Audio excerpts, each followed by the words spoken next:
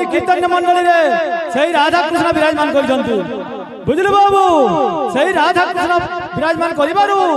ভক্ত মানে উপস্থিত হইছন্তি মণ্ডপ পাখকু বুঝলি বাবু সেই রাধা কৃষ্ণଙ୍କୁ খন্ডিয়ে নিবেদন করিবা নমস্কার করিবা বুঝলি বাবু বাইনা কান আছে দেখি দা দিলি দা দিলি দিদা গিদিলি দা দিদা দা দেখি দা দিলি দা দিলি দিদা নমস্কার নমস্কার নমস্কার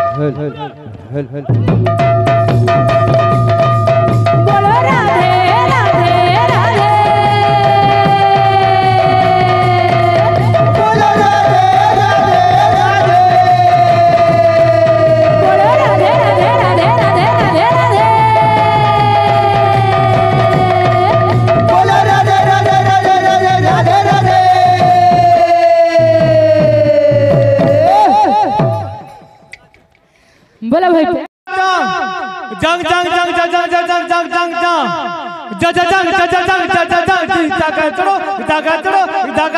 इधर चलो इधर चलो इधर चलो इधर चलो गुला गुला हवा